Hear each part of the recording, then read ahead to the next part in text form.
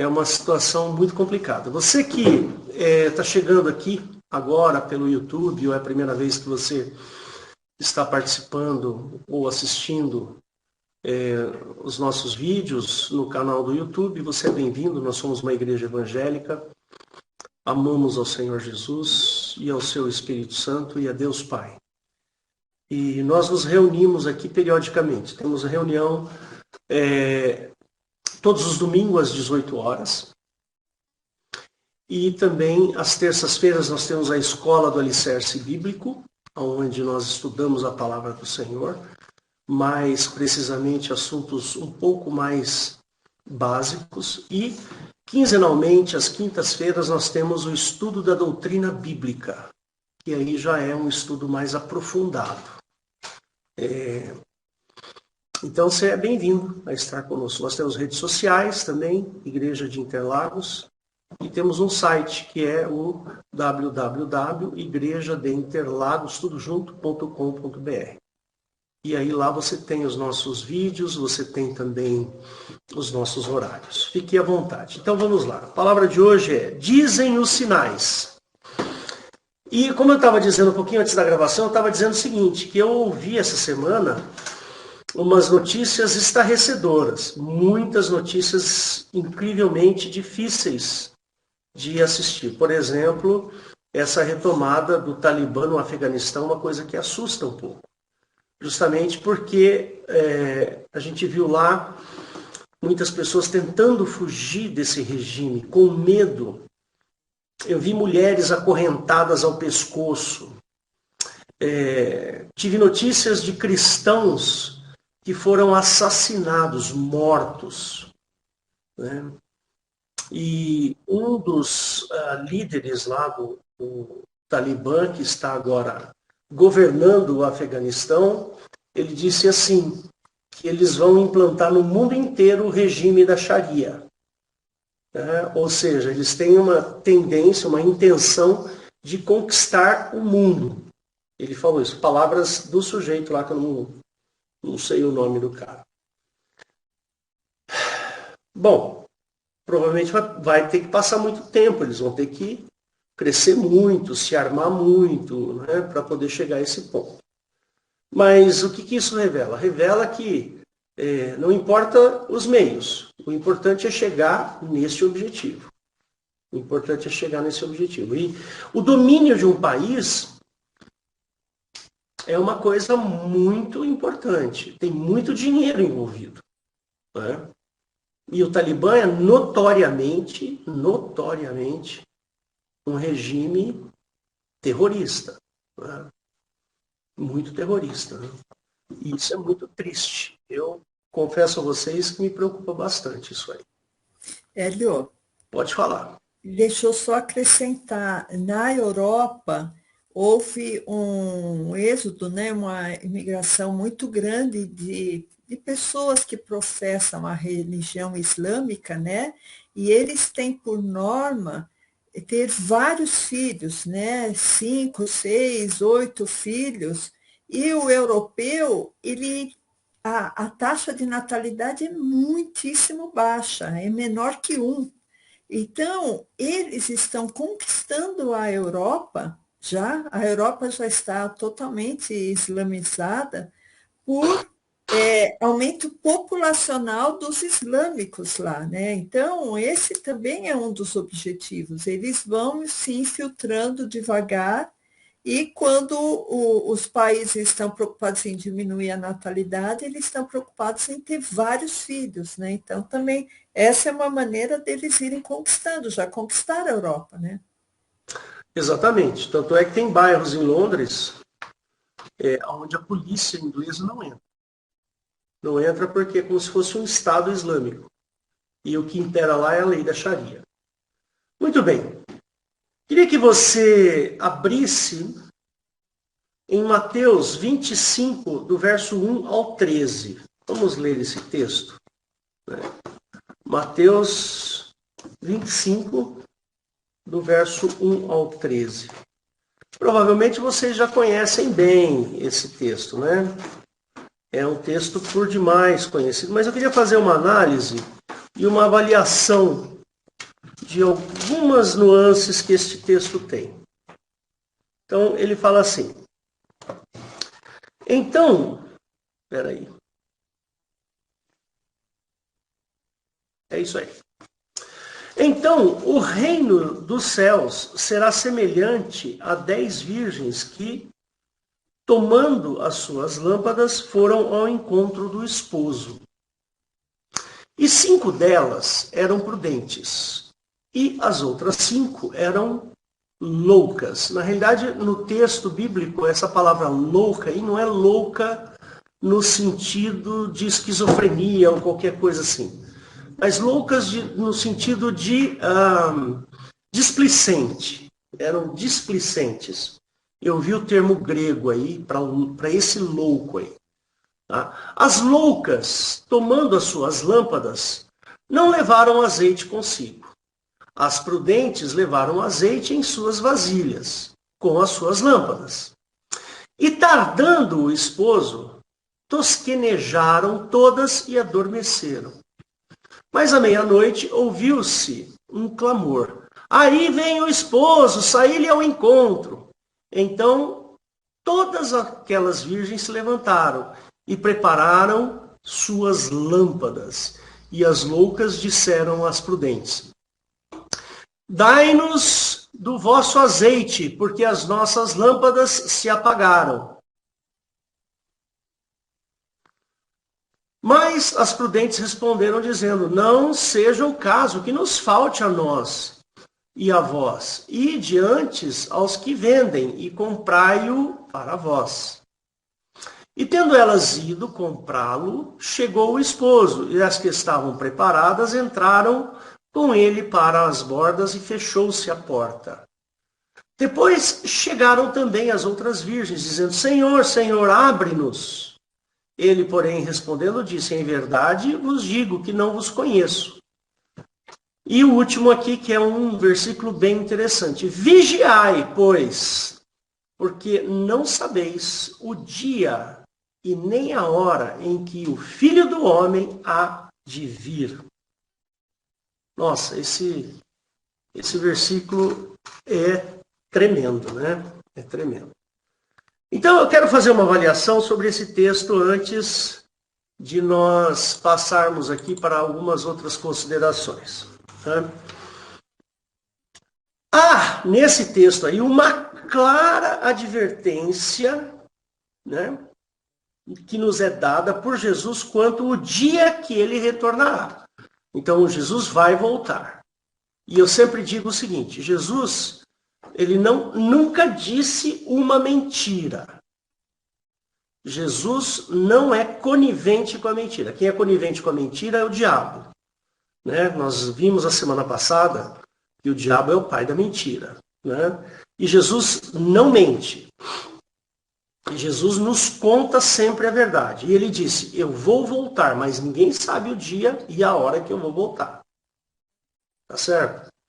Como a gente leu lá em 1 Tessalonicenses capítulo 5, ele virá que nem um ladrão de noite. Imagina você dormindo, tá lá numa boa, entra o ladrão na sua casa. Jesus vai entrar assim de surpresa. Muita surpresa. Você vai ficar espantado. Poxa, mas não era para ele entrar. Não era para ele voltar. Não era para acontecer isso. Você vai ficar surpreso. Né? Muito surpreso com o retorno. As 10 virgens é uma figura da pureza e da dedicação quanto ao corpo. Então, essa figura de virgens é porque eram mulheres puras, dedicadas à conservação do seu corpo. Né? Então, elas tomavam muito cuidado, pois eram virgens. Nesta figura aí, das 10 virgens, né, onde elas estão prontas para as bodas, que é o casamento. Lembre-se que Jesus é o noivo e nós, a igreja, somos a sua noiva. Né? E aguardando a chegada do noivo, elas foram chamadas para ficarem alertas para este momento tão importante. Então, estas 10 virgens estavam preparadas. As 10 estavam preparadas. É impressionante, porque elas eram virgens, eram cuidadosas, tinham A questão da pureza. Ele está falando de crente aqui, irmãos. Deu para entender? Ele está falando de nós aqui, dos crentes. Os crentes são as 10 virgens. Então eu posso concluir que todas elas estavam preparadas para o casamento. Elas tinham condições de entrar para as bodas. Né? E por um período anterior a esse, elas foram advertidas. Fiquem atentas. Tá? Cuidado. Mantenham-se virgens.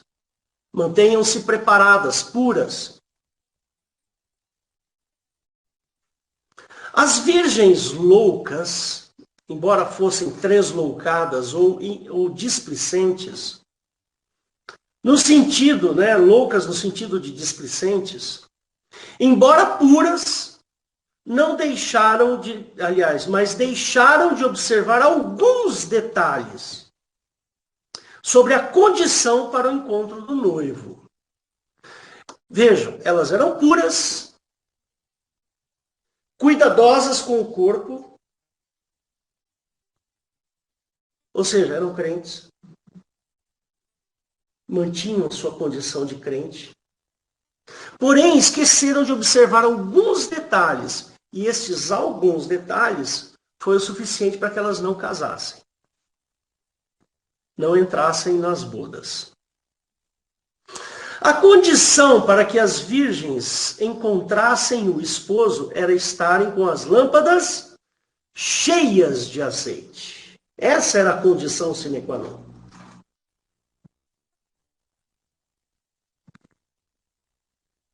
A lâmpada acesa é figura de estar aquecido e emitindo luz. Deu para entender?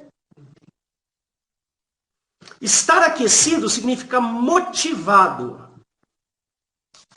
Motivado com o amor de Cristo. Emitindo luz significa pregar o Evangelho. Dar bom testemunho do Evangelho de Cristo. Isso significa o azeite e a lâmpada acesa. Olha só que interessante. Adormecer não foi um problema, elas adormeceram. Não tem nenhum problema você adormecer.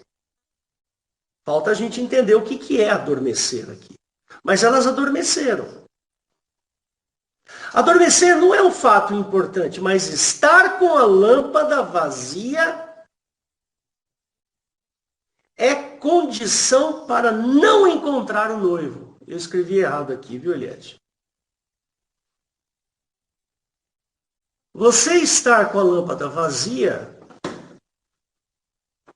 é um sinal muito importante na sua vida que se o Senhor Jesus voltar, você vai ter dificuldade. Então nós precisamos entender isso daí. Eu, como pastor desta igreja, eu preciso trazer luz sobre o que está acontecendo aqui no mundo hoje. Por que eu me sinto na obrigação de fazer isso? Porque nós estamos vivendo uma época muito diferente de todas as épocas que nós vivemos até agora. Eu tenho quase 60 anos e nunca vi algo parecido com o que está acontecendo agora. Tanto em termos políticos, quanto na questão sanitária, que é o caso da Covid-19, quanto com relação à política, a polarização política que existe no Brasil, o excesso de gente certa. Todo mundo está com a certeza. É impressionante como nós temos quase que 100% da população com a certeza de que está certo, está no lugar certo. Isso é um problema. Cuidado, hein? Fechar os ouvidos é um perigo. É um perigo. Lembra que Eliette leu agora há pouco? Eu gosto muito daquele versículo. Você leu 1 João 3, acho que foi isso, não foi, o Eliette? Abre lá para mim, 1 João 3. Põe um pouco d'água para mim.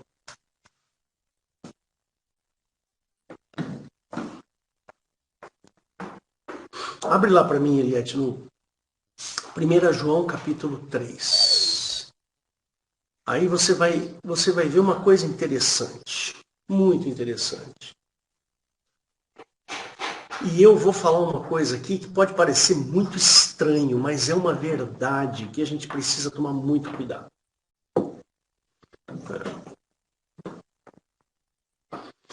Era esse versículo que você pôs?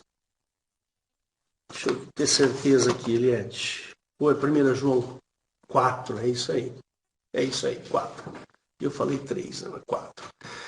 Amados, não creiai a todo espírito. Provai se os espíritos são de Deus, porque já muitos falsos profetas se têm levantado no mundo. Nisto conhecereis o Espírito de Deus. Todo espírito que confessa que Jesus Cristo veio em carne de Deus. E todo espírito que não confessa que Jesus Cristo veio em carne não é de Deus. Mas este é o espírito do anticristo, do qual já ouvistes, que há de vir, e eis que já está no mundo. Eu queria que você tomasse um pouco de cuidado com essa palavrinha espírito com E minúsculo. Tá bom? Essa palavrinha espírito com E minúsculo, neste texto, especificamente, ele está falando de ideias. Ou ele está falando de maneiras de ver o mundo, maneiras de se comportar. Tá ok? Então, ele está dizendo assim, ó, amados, não criai todo o espírito, toda a ideia. Não criai em todas as ideias que tem por aí. Mas provai se essas ideias são boas, são aptas para o reino de Deus. Por quê? Por que eu tenho que provar, eu tenho que ver se essas ideias são boas? Porque estas ideias provenientes de falsos profetas é muito grande. Ele está falando porque já muitos profetas se têm levantado no mundo. Bom, o apóstolo aqui, ele nos dá uma indicação de como é que eu tenho que ver se esta ideia ela é de Deus ou não. O que é que você faz? Você prova. Como? Verificando. Verifica se essa ideia, ela confessa, ela tem na sua natureza a confissão de que Cristo veio em carne. Eu vou dar uma ideia. Toda ideia, toda filosofia que diz que a mentira não é um problema, é do anticristo. Deu para entender? Então, se tiver alguma filosofia aí, dizendo... se tiver alguma filosofia aí, dizendo que... Vou dar um exemplo do aborto, por exemplo. Se tem alguma filosofia aí que prega o aborto, essa filosofia naturalmente não é de Deus. Porque ela prega a morte. Não importa se já foi definido o que é vida, se não foi definido o que é vida, não interessa. Vou dar um outro exemplo. Toda filosofia que prega o autoritarismo, por exemplo, no caso da Sharia, lá no Talibã, em que você tira as liberdades das pessoas, essa não é de Deus. Por quê? Porque Jesus diz, conhecereis a verdade e a verdade vos libertará. Vocês estão entendendo o que eu estou dizendo? Então, qualquer ideia que foge aos princípios que estão no Evangelho, esquece, é do diabo, é de Satanás, é do capeta. Pode ter aparência de coisa boa, pode ser maravilhoso. Olha só o que eu ouvi hoje. Eu ouvi um espírita dizendo que a morte é a libertação do ser humano. Essa filosofia, ela pode ser de Deus? Ela expressa que Jesus veio em carne? Não! Por quê? Porque Jesus veio dar vida eterna e não morte. Não há libertação na morte. Isso é anticristão. Irmãos, nós precisamos parar para pensar. Nós não podemos mais fica achando que tudo aquilo que é bonitinho, bonzinho, é de Deus. Não é. Pode ser bonitinho, cheirosinho, perfumado, uma belezinha de tudo. Mas se não confessar que Jesus Cristo veio em carne, é de Satanás.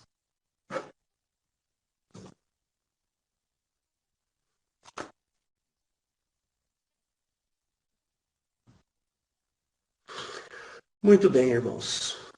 E os sinais com relação à vinda de Cristo? Como é que ficam os sinais? Qual é o sinal? Vai estar escrito uma placa lá no céu. Jesus está voltando. Hã? Que nem aqueles aviãozinhos que passam na praia, sabe? Vai ter uma faixazinha escrita lá em cima, Jesus está... É este o sinal? Não, irmãos, pelo amor de Deus. Vamos ser um pouquinho menos pueris. Gostou?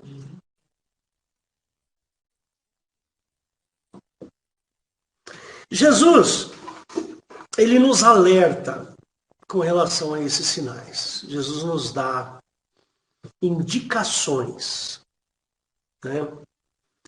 E cabe a nós ficarmos alertas com relação a essas indicações, tá certo? Eu tenho por mim que nós já temos indicações até demais. Não me espantaria se Jesus chegasse amanhã. Se amanhã tocasse a trombeta e a gente fosse arrebatado. Não me espantaria. Sabe por quê? Porque eu estou vendo os sinais que Jesus mandou. Que Jesus disse que aconteceria. Eu estou vendo esses sinais, meus irmãos. Então, pessoalmente, eu posso dizer que eu estou preocupado. Percebe? Agora, tem gente que não está nem aí. Ah, isso aí sempre aconteceu, sempre vai acontecer. Terremoto? Ih, todo ano tem no Japão. Terremoto tem direto. E guerra? Tem 50 guerras acontecendo no mundo todo dia. E isso aí não, isso aí, percebe?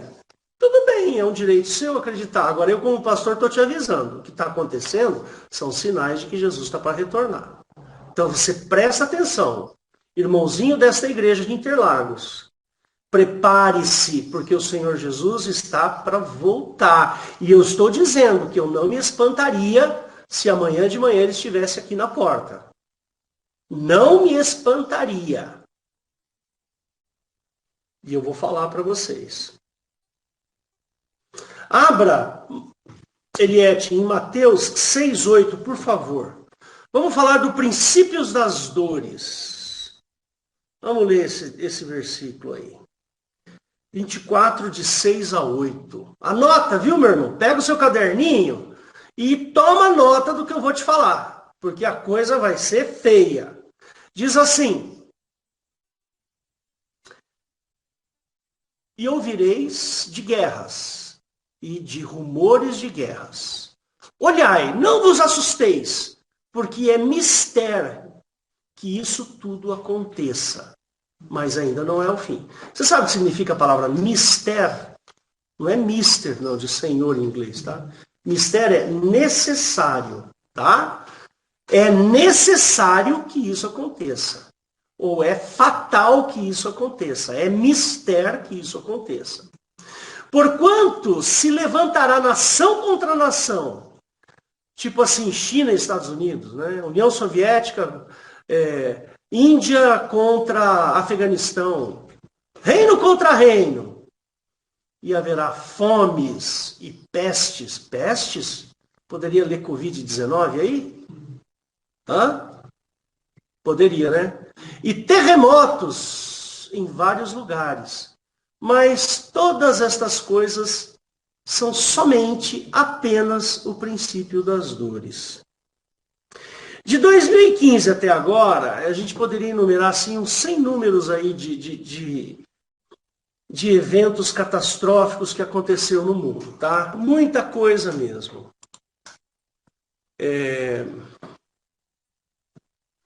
Então, presta bem atenção. Lógico, aqui eu não fiquei pesquisando muito na internet. Eu peguei algumas coisinhas que eu vi. E aí, depois você quiser estudar um pouco mais, né? Terremotos, enchentes, secas, incêndios, fome, surtos de doença ocorrem com frequência e são generalizadas. Eu vou enumerar aqui algumas que eu encontrei. São poucas, mas a gente poderia ficar aqui um dia inteiro falando sobre isso. Em abril de 2015, a gripe aviária, uma peste. Teve um impacto muito grande em vários países a gripe aviária. Aqui no Brasil a gente não teve um impacto tão grande, mas teve país aí que sofreu muito. Em abril de 2015, teve um terremoto de 8,1 na escala Richter, lá no Nepal. Vocês fazem ideia do que é um terremoto de 8,1? É muito forte. Mas muito forte. Se tivéssemos um terremoto 6,0, hein? 6,0 aqui no Brasil, aqui em São Paulo, 90% dos prédios de São Paulo cairiam. Sabia disso? 90%. A nossa sorte é que nós estamos em cima de uma placa tectônica, que é uma placa bastante estável. Nós não corremos o risco de ter um grande terremoto, ou melhor dizendo, né, cientificamente falando, o risco de termos um terremoto aqui na região de São Paulo é extremamente baixo, muito próximo de zero. Mas lá no Nepal, o Nepal fica no encontro de placas tectônicas, né? Por isso que tem as montanhas. As montanhas, muitas delas são formadas justamente porque você tem o encontro. Imagina que você tem uma placa tectônica aqui e a outra placa tectônica embaixo, que se chama subducção. Então uma empurra e essa se levanta. Essa vai empurrando e vão formando as montanhas. E cada vez que ela dá uma enroscadinha, é um terremoto. Percebe? Ela dá uma enroscadinha, pum! Ela vai para cima e volta. É o que aconteceu, por exemplo, no Japão, lá em 2000 não sei o que aconteceu no Japão. 2011, foi? 2011. Teve uma ruptura dessas no fundo do mar, a uns 500 quilômetros ali do Japão, mais ou menos, na costa do Japão. Houve uma subducção, foi exatamente. O solo se levantou 3 metros e voltou. Houve um levante de 3 metros. Né? Foi o suficiente para criar ondas com mais de 30 metros de altura. Né? E o Japão foi arrasado, né? Muito interessante aquilo lá. Bom, eu sou dessa área de física e eu amo esse assunto, sabe? Eu gosto muito. E quando eu vejo aquelas ondas do Japão lá, eu fico maravilhado. Né? De 2011, do mês de novembro de 2015 até o mês 7 de 2016, aconteceram muitos ataques terroristas. Muitos ataques terroristas nessa região. Teve mais de 200 mortos sim, no Nepal houve mais de 22 mil mortos. 2 mil feridos. Né? 9 mil pessoas que morreram e 22 mil ficaram feridos. É muita gente. É muita gente. Em 2016, teve uma seca na Índia, que foi a maior seca dos últimos 40 anos. E agora teve uma enchente muito grave na Alemanha também, que foi a maior de muitos anos. Né?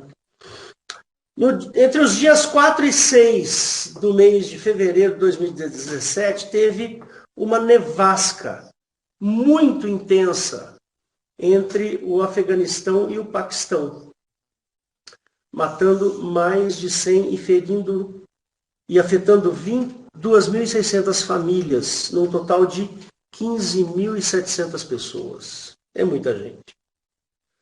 No mês 4 de 2017, aconteceram enchentes e deslizamentos na Colômbia, matando um monte de gente.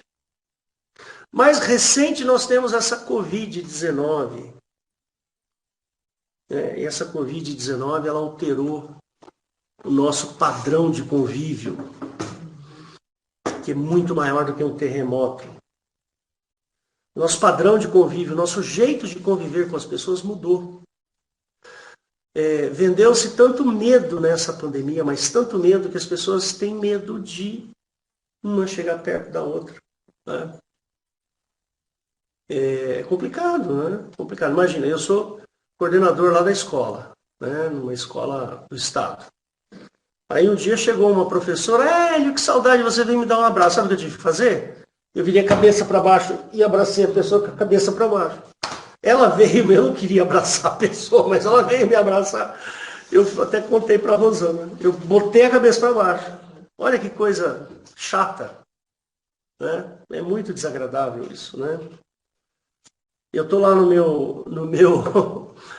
meu local de trabalho lá, e eu atendo muitos alunos, muito pai de aluno, então toda hora eu saio quase bêbado da escola, de tanto álcool que eu passo na mão. Ai, ai. Brincadeira, irmão, brincadeira. Mas é isso aí. O problema, queridos, não é o acontecimento em si, é a frequência com que está acontecendo. Né? A frequência desses desastres é que nos serve de lembrete de que Deus, né, está aí, olha, está avisando para a gente. Jesus vai voltar. E aí nós estamos vendo as profecias bíblicas todas sendo executadas. Né? Então nós precisamos tomar muito cuidado. Você quer ver mais uma coisa interessante? Vamos ler em Mateus 24, 32, 33. Vamos lá. Por favor, Eliette. Mateus 24, de 32 a 33. E aí depois você fica nesse capítulo aí que a gente vai falar várias coisas. Né? Então lá ele fala assim, no 32. Ele diz assim, aprendei, pois, esta parábola da figueira. Quando já os seus rumores se tornarem... Perdão, aqui está muito longe.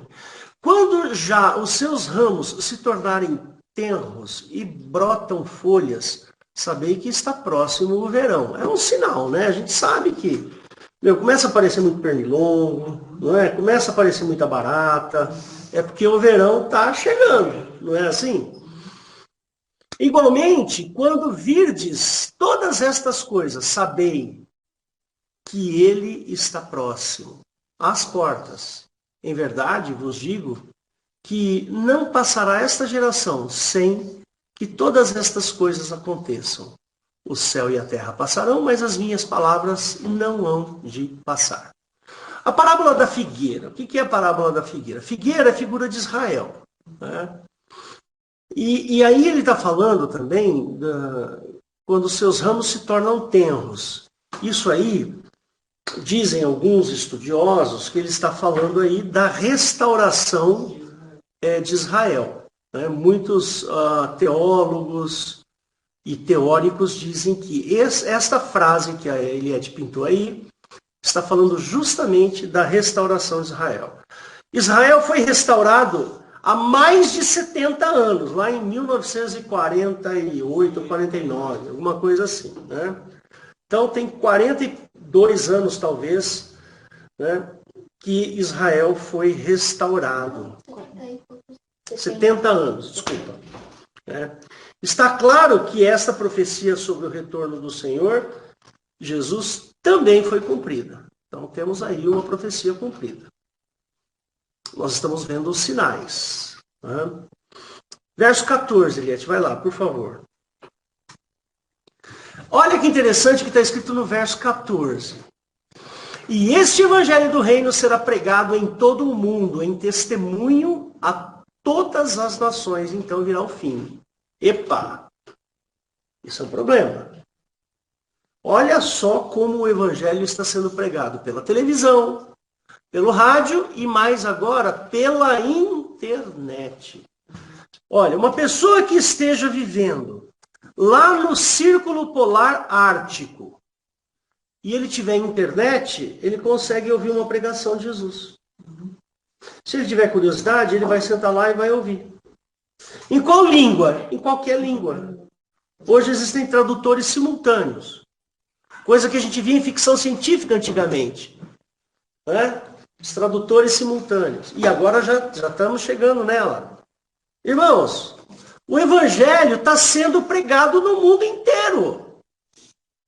As pessoas podem aceitar ou não. Não significa que será aceitado, mas significa que será oferecido como opção de salvação. Vai no verso 12, Eliette. Olha lá. E por se multiplicar a iniquidade, o amor de muitos esfriará. Amor frio, a cobiça de riquezas, ela está muito difundida entre os crentes. Eu nunca esqueço, há uns 30 anos atrás eu já era crente e surgiu a tal da teologia da prosperidade. Eu arrepiei quando eu vi essa história da teoria da prosperidade. Eu arrepiei. Me desculpa, irmãos, mas essa teologia da prosperidade é um perigo. Ah, porque eu sou filho do rei, então eu tenho que ser príncipe, e o príncipe é rico. Todo príncipe é rico, então eu tenho que ser rico. Olha que coisa maluca. Outro dia, vocês não acreditam, eu vi um filminho na internet, e logo em seguida eu já deduzi o que dizia aquilo. Uma família que estava voltando da igreja, parou no posto de gasolina e pediu para encher o tanque. Você viu isso? Quando foram pagar, ele tirou folhas de papel cortadas no tamanho de dinheiro e quis pagar. Aí o frentista falou, não, isso aqui não é dinheiro. Não, é dinheiro. Eu tenho fé que isso é dinheiro. Olha o perigo. Olha o perigo dessa teologia da prosperidade. Querer ganhar dinheiro fácil, pela fé. Você vai transformar esse papel em dinheiro, em reais.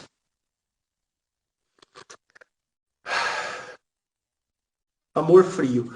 Agora há pouco o Renan é meu genro aqui, ele estava me mostrando que tinha alguns comentários lá no Facebook, na nossa página do Facebook, e tinha um cara falando, mais uma igreja que toma dinheiro das pessoas. Mais um. Quando é que eu pedi dinheiro para vocês? Peço oferta, dá quem quer. Não tem problema se você não der. Se der, é bom, porque a gente pode ajudar outras pessoas. E vocês são testemunhas de que eu ajudo, que essa igreja ajuda. Não vou por eu, não. Eu sou o líder da igreja e tomo algumas decisões, mas nós ajudamos, sim.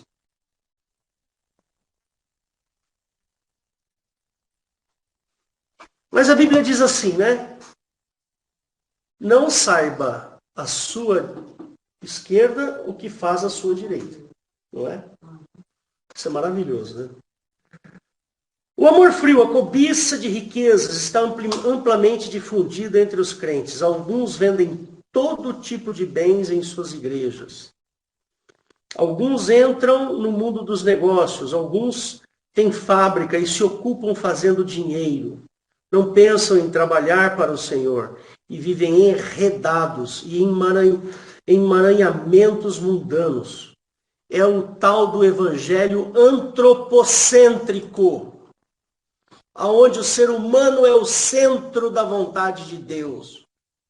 Errado. Errado. O centro da vontade de Deus é Cristo.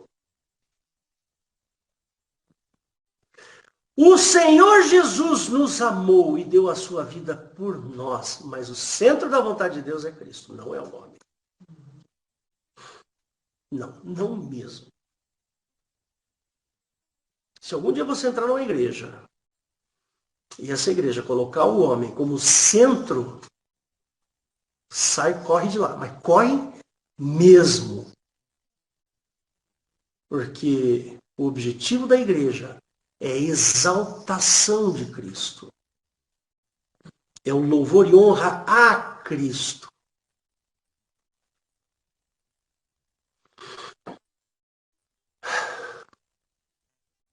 Irmãos, nós estamos vivendo um mundo das falsidades. É difícil hoje em dia, por exemplo, você receber uma notícia e falar assim, puxa, será que isso aqui é verdade? Não é? É complicado. Antigamente, o jornal narrava um fato, né? Agora não, o jornal narra uma opinião, né? Se você gosta da opinião, você fica feliz. Se você não gosta da opinião, você joga fora e vai procurar um que você... Não é assim? Não, não importa, direita, esquerda, isso, aquilo. Não interessa, qualquer um. Né? A Rosana, a minha esposa, ela sempre, quando lê alguma coisa, ela fala, será que eu estou dentro da bolha ou eu estou fora da bolha? Não é assim que você fala? Ela tem uma preocupação em ler alguma coisa e falar assim, não, eu estou dentro da bolha, então eu estou achando isso fantástico. Não, ela se questiona. Não é? Ela se questiona. Ela fala assim, será que, Hélio, que eu estou dentro da bolha? Eu estou pensando errado, Hélio? Ela fala desse jeito para mim, é mole. Irmãos, nós vivemos um mundo de falácia, mentira o tempo inteiro, e a gente acredita nas mentiras. Né? Ou é porque eu gosto de uma tendência, de alguma coisa, eu acho aquilo bacana. Percebe? Eu já sou um sujeito mais cético, porque eu me especializei muito em física e física nuclear, e aí eu estudei muita matemática, muita física, então a gente acaba sendo um pouco mais assim, não sei, você olha aquilo, você fica meio, não estou gostando, isso aqui não está me cheirando bem, sabe? Né? Aí de vez em quando eu faço umas previsões, né, Raquel? Eu faço umas previsões, Raquel, não pensaram em tal coisa, não pensaram nisso, não pensaram naquilo. Aí eu vou e falo para pai, você estava certo, pai. Olha o que esse cara na internet está falando. Olha o que esse jornal está dizendo. Falei, tá vendo? Bom, muito bem. Continuando aqui. Eu preguei no domingo passado sobre a mentira. Lembra disso? Eu falei bastante coisa sobre a mentira. Se você não assistiu, vai lá, assiste. Eu tive que cortar um pedaço da pregação por orientação da minha esposa aqui. Porque eu andei falando coisas que hoje em dia nós não podemos falar na internet, percebe? Como a gente não pode falar de algumas coisas, e eu tinha falado, eu fui lá e cortei. Talvez você vai enxergar ali uma pregação um pouco mais curta. Mas dá um pulinho lá, vai ver o que eu falei sobre a mentira. Vai lá. Abre para mim, Eliette, em Romanos 13, 14, por favor.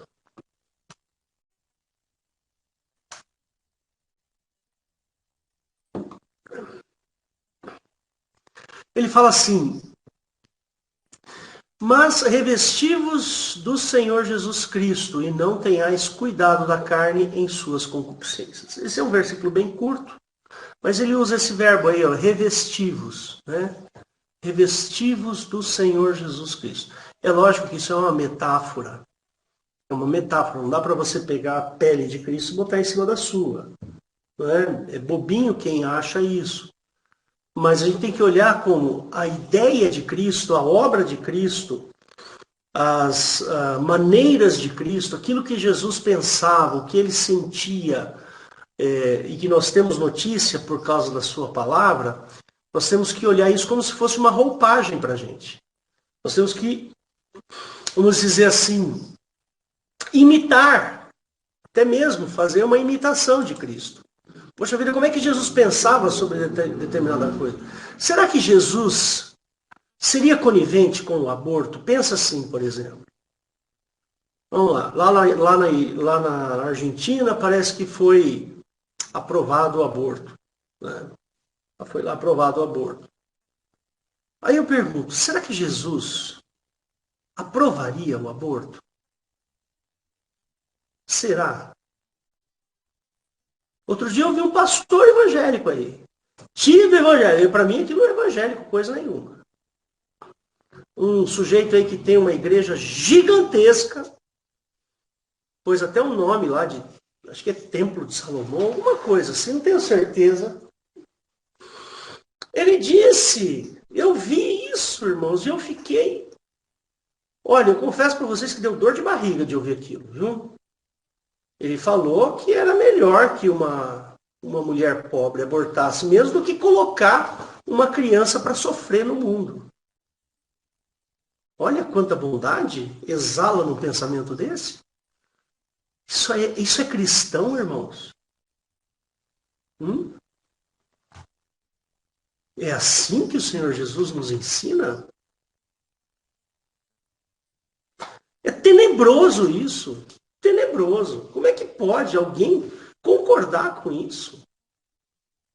Não dá. Vou dar outro exemplo. Liberação das drogas. Liberação da maconha, da cocaína, do crack. Tem gente que prega a liberação das drogas. Olha aí. Não, tem que liberar mesmo, porque aí as pessoas não vão presas, e aí diminui o contingente de pessoas na cadeia, etc, etc. Isso é um pensamento cristão? Jesus pensaria deste jeito? Por isso que a gente leu lá em 1 João 4, lá, falando, provai-nos os espíritos. Cuidado, irmão. Cuidado com o que é que está fazendo a sua cabeça. Eu espero que este livro esteja fazendo a sua cabeça. É isso que eu espero. Este livro esteja moldando o seu jeito de pensar. Sabe por quê? Porque esse é o óleo que as virgens não tinham. Entendeu? Esse era o óleo. Elas não tinham esse óleo. Elas tinham o óleo da displicência. Nada. Vai faltar óleo, não. O que eu tenho aqui, dá muito trabalho, então eu vou ter que gastar dinheiro para comprar óleo.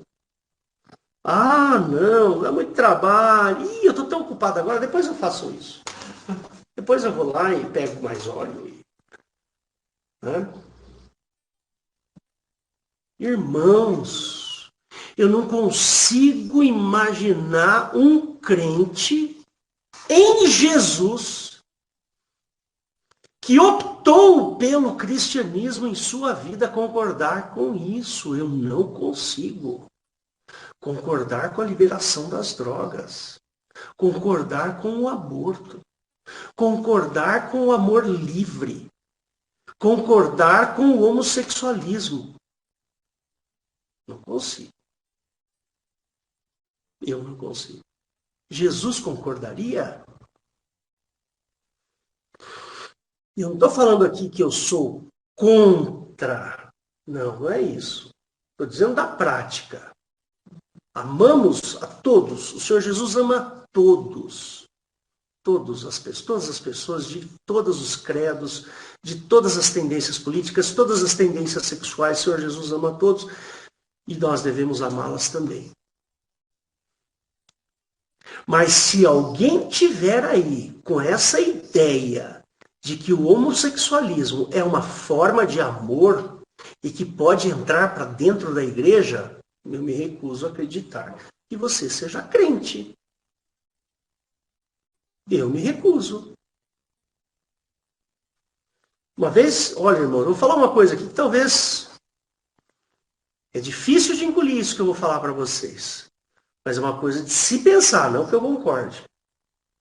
Uma vez, perguntaram para o padre se ele era homossexual.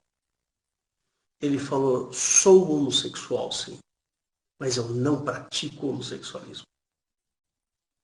O problema não está em que você gosta de fazer, o problema está naquilo que você pratica e é contra o Evangelho.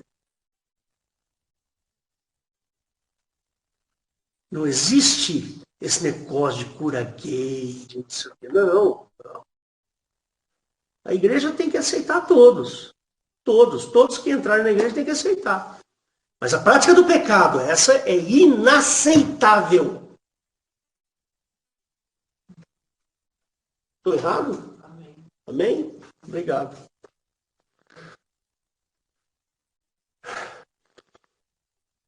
Revestir-se significa cobrir-se, colocar uma cobertura sobre algo que está rústico ou algo que falta acabamento. Isto para que se tenha uma melhor aparência ou uma aparência que se torne mais aceitável. É isso que significa revestir-se de Cristo. A minha aparência espiritual é podre. Porém, quando eu me revisto de Cristo, a minha aparência espiritual é a de Cristo. E eu me convenço da obra de Cristo.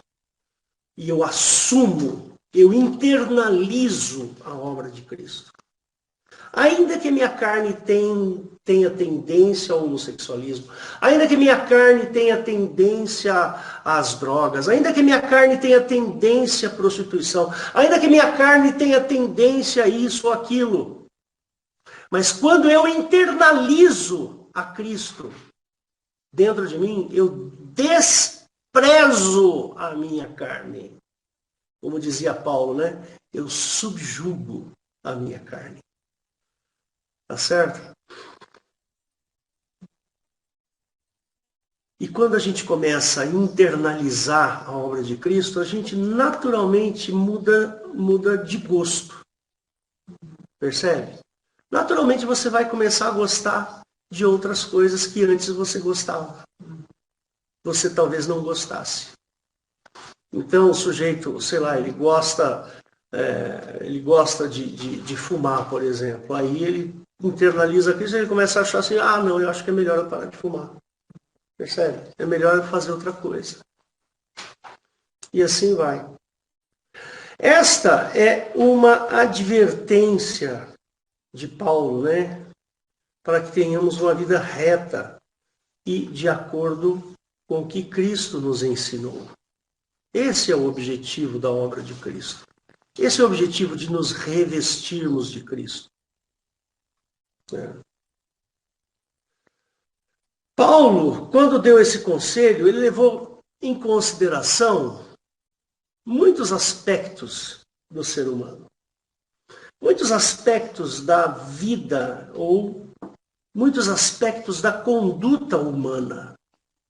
E ele olhou para Cristo e falou assim, a conduta de Cristo é melhor do que a conduta humana.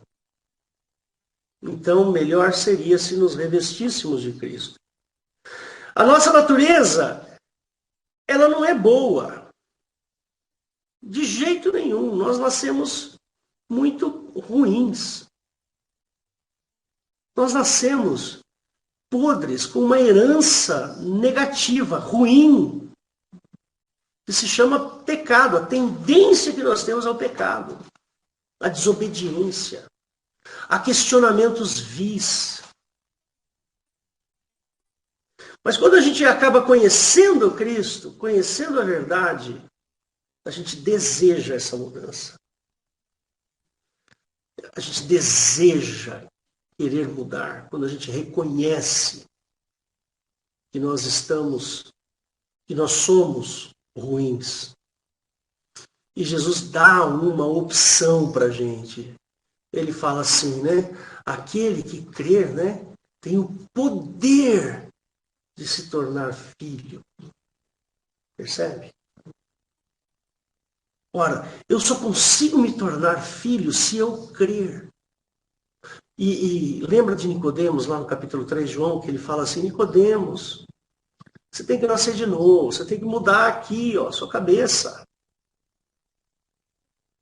Mudar o seu jeito de pensar, Nicodemos.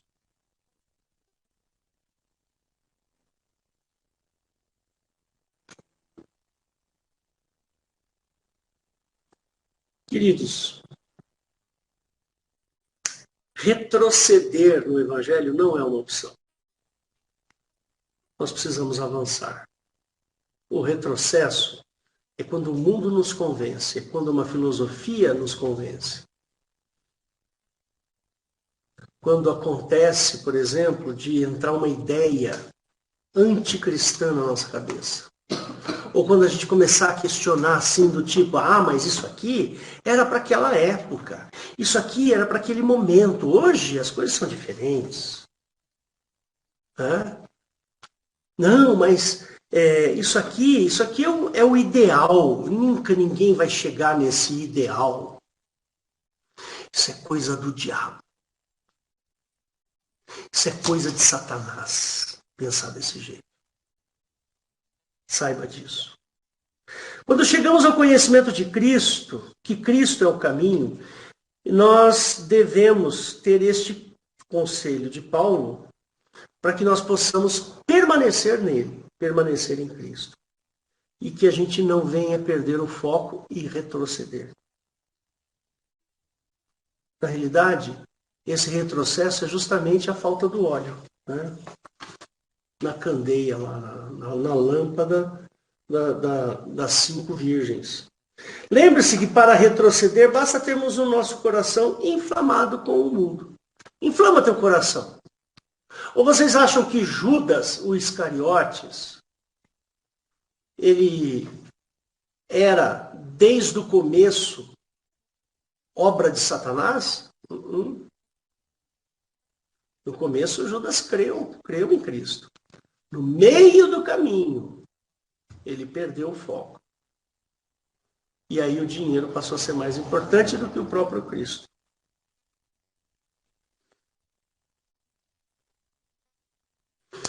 E uma última frasezinha aqui para você é o seguinte. A decisão de sermos feitos filhos não termina simplesmente dizendo sim para Jesus, né?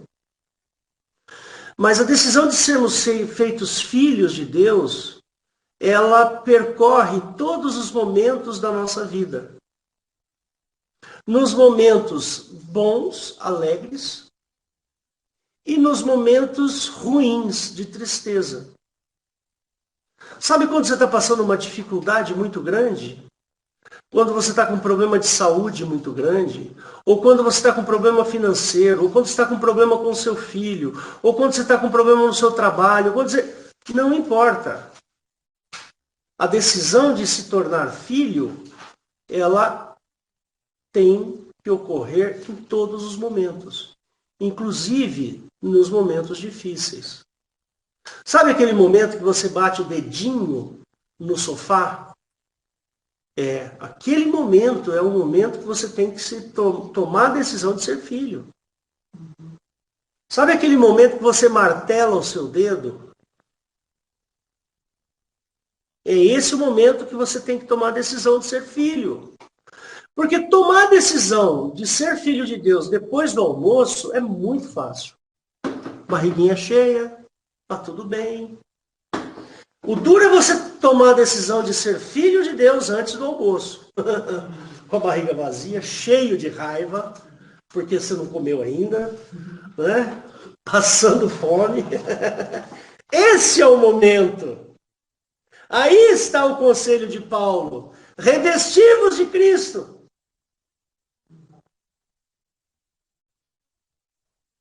E não tenhais cuidado com o mundo.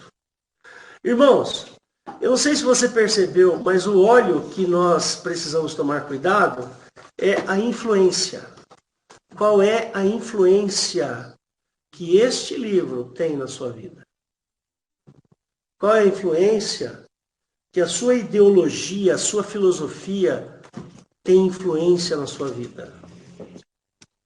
Você pode não concordar comigo, não tem problema. Mas eu garanto para você que o óleo é justamente essa influência. Nós precisamos ser influenciados. Muitos chamam esse óleo de Espírito Santo. E realmente acaba sendo. Por quê? Porque quem é que nos influencia? É o Espírito Santo. Ok? Ora, se é o Espírito Santo que nos influencia, eu não posso ter na minha mente achar que aborto é uma coisa boa. Uma coisa de saúde pública. Ou achar que droga é uma coisa boa. Achar que a mentira ela é aceitável de vez em quando. Achar que práticas do pecado é uma coisa natural. Não, irmãos. Não é. Então, meus queridos, fica aqui um aviso para vocês. Nós estamos na beirinha da volta do Senhor Jesus. Prepara o teu coração. Prepara aqui, ó, sua mente. Começa a jogar fora esses conceitos. Sabe esses princípios que você trouxe do mundo, das filosofias? Joga fora tudo isso aí. Não se preocupe com isso. Preocupe-se com a influência que você recebe do Senhor Jesus. Buscai em primeiro lugar o reino de Deus e a sua justiça. O resto não interessa. O resto é acrescentado. Tá bom? Então fica aqui o meu recado de hoje para você. Deus te abençoe. E eu espero que você tome boas decisões, mas não na vida prática diária, mas boas decisões de pensamento. Que você pense corretamente. Comece a achar que o que você está pensando, comece a confrontar o que você pensa, os seus princípios, com aquilo que Cristo nos deixou. Se esses princípios não forem de Cristo, então é do anticristo. Amém? Deus abençoe a todos. Eu queria passar a palavra para o pastor Valdo, enquanto eu termino aqui de fazer a gravação.